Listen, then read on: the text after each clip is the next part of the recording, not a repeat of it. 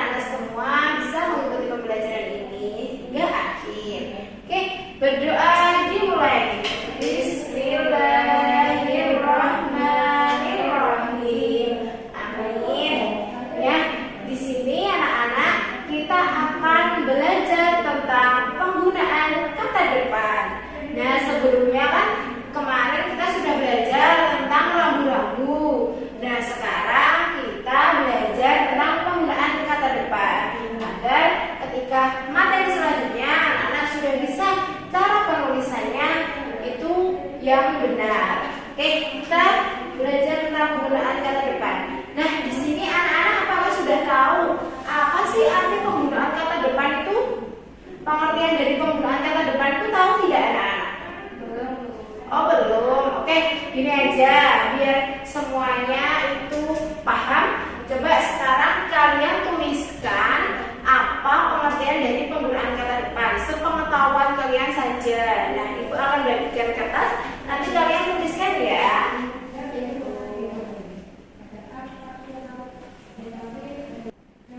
Oke, sudah anak-anak? Oke. Nah, oke, ibu kumpulkan nanti. Coba ibu akan simpulkan di sini. Oke, coba kita akan bahas ya tentang penggunaan kata depan. Nah, di sini ada pengertian kata depan. Di sini kata depan atau preposisi itu adalah kata yang digunakan untuk merangkaikan kata atau bagian kalimat. Cara penulisannya kata depan dipisah dari kata yang mengikutinya. Hal ini berbeda jika dengan penulisan imbuhan baik awalan, sisipan maupun akhiran yang ditulis secara bersambung. Nah, coba kalian tahu tidak apa awalan, sisipan maupun akhiran? Coba sebutkan awalan apa saja anak-anak. Wah, betul.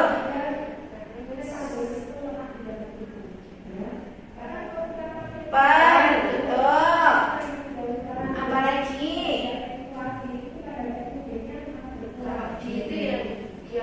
Di itu juga bisa. Di itu juga bisa untuk menjadi awalan, tapi di itu digunakan tergantung nanti kalau jenis kalimatnya. Nah, di itu bisa dipisah, bisa disambung. Nanti kita akan bahas. Tapi sudah betul sip anak-anak. Pintar.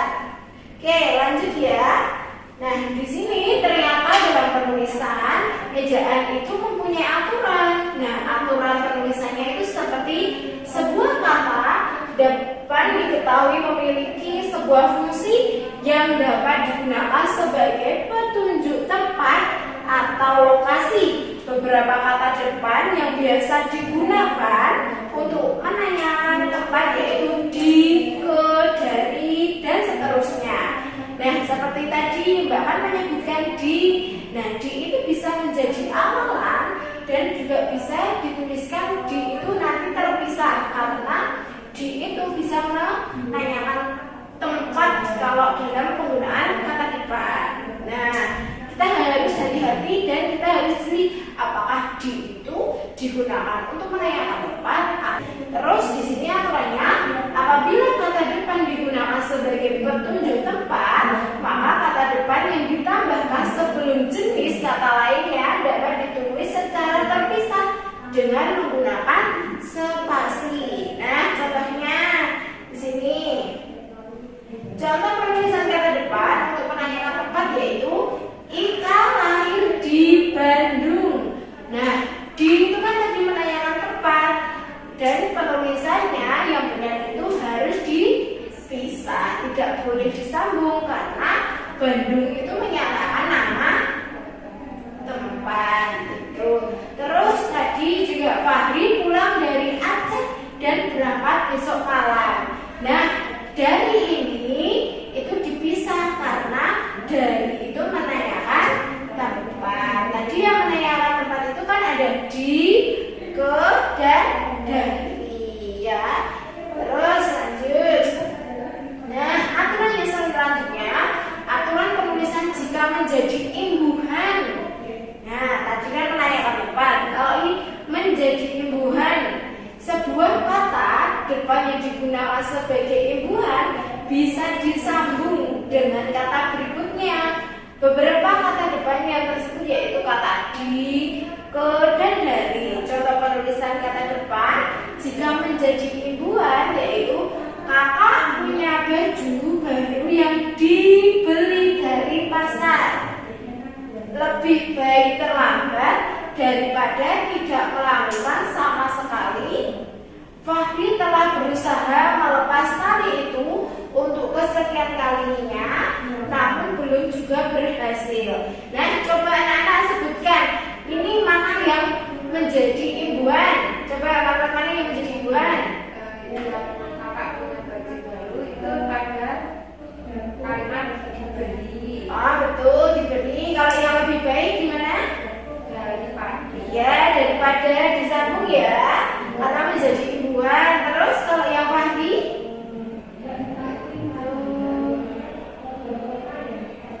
Yang mana?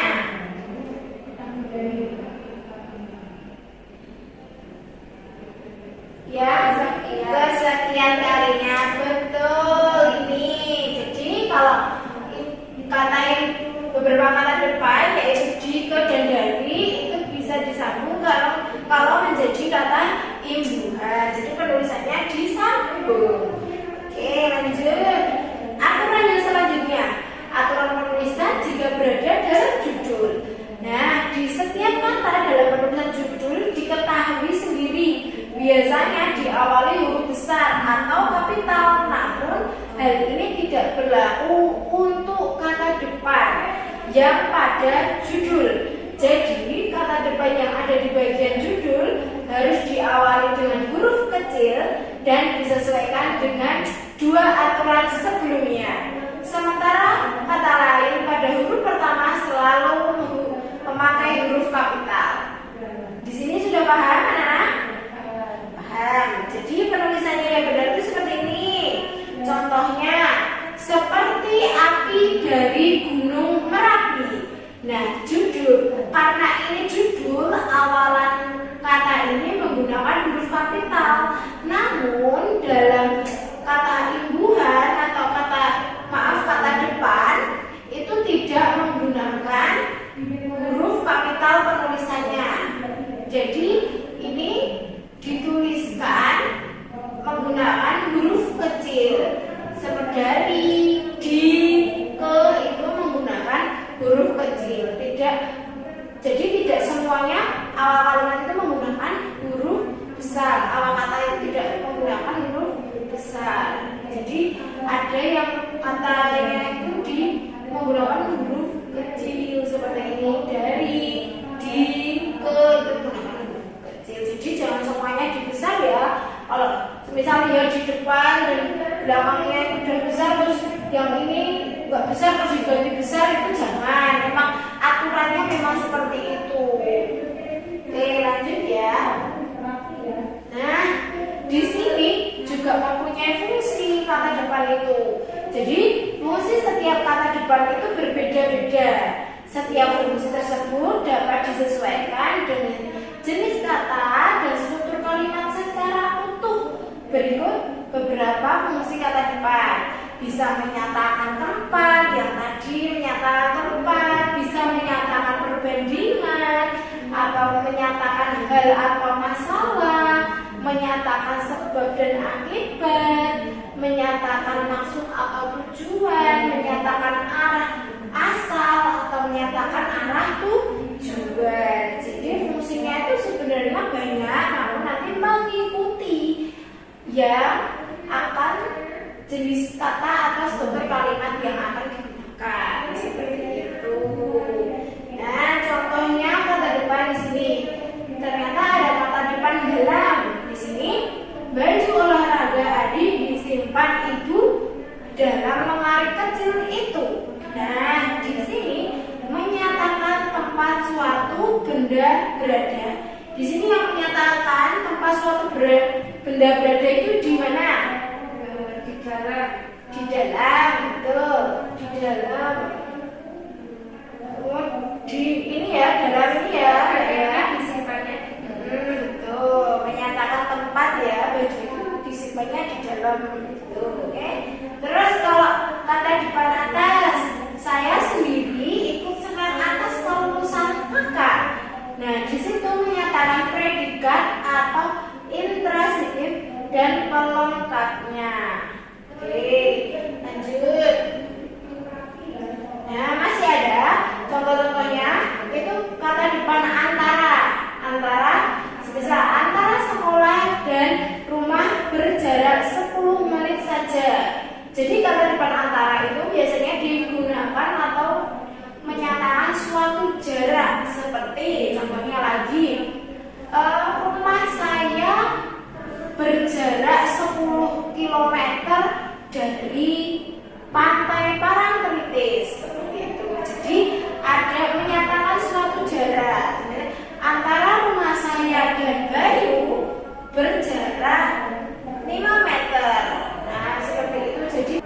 Jadi kata depan antara itu digunakan untuk menyatakan suatu jarak, seperti itu. Kemudian kata depan akan, saya tidak akan pernah bisa membalas kebaikan ibu. Jadi di sini menyatakan penguatan terhadap suatu kata yang ada di depannya. Jadi di sini adalah lebih ke penekanan untuk di sini saya tidak akan pernah bisa membalas kebaikan ibu. Terus kata depan terhadap Ika tidak pernah putus asa terhadap apapun yang diperjuangkan, menyatakan sasaran dari suatu perbuatan. Nah, yang dimaksudkan sasaran itu, ya dia ingin memperjuangkan apa? Dia ingin mencapai suatu tujuan atau capaiannya. Dia itu tidak pernah putus asa. Jadi dia itu menyatakan sasaran dari suatu perbuatan. Perbuatannya yaitu tadi, dia tidak pernah putus asa, gigih terus untuk belajar berusaha agar mencapai tujuannya tersebut. Lanjut. Oh, ternyata sudah selesai. Nah, itu tadi adalah materi tentang penggunaan kata depan. Nah, sebelum Ibu tutup, di sini Ibu akan menyimpulkan. Coba anak-anak di sini siapa yang bisa menyimpulkan materi tadi? Ya, apa Mbak? Itu ada di betul. Bisa untuk menanyakan kata. Terus misalnya nama depan itu menggunakan kapital. Iya, betul. Nah, jadi dalam penggunaan kata depan itu tuh ternyata juga ada aturannya, ada fungsinya. Jadi tidak bisa sembarang dalam penggunaan kata depan. Oke. Nah, di sini Ibu itu mempunyai tugas buat kalian. Tugasnya yaitu mengamati sebuah cerita. Jadi di sini kalian mengamati apakah penggunaannya itu tuh sudah benar belum penggunaan kata depannya. Yang seperti di, ke, itu dari itu apakah sudah benar di sini. Terus penulisan judulnya sudah benar atau belum. Nah, nantinya kalian tuliskan di belakang sini juga boleh, atau mau ditulis di selembar kertas juga boleh. Nah, nanti dikumpulkan kalau waktu pembelajaran Ibu selanjutnya. Jadi nanti kalian tuliskan nama dan nomor absennya juga ya. Oke, ini boleh dikerjakan di rumah. Pembelajaran hari ini sudah selesai. Apakah pembelajaran hari ini menyenangkan? Menyenangkan, alhamdulillah. Berarti di sini semuanya sudah paham ya? Alhamdulillah. Sip, berarti besok kita lanjut ke pembelajaran yang selanjutnya. Oke, mungkin itu saja yang Ibu ingin sampaikan dari pembelajaran hari ini. Mari kita tutup pembelajaran hari ini.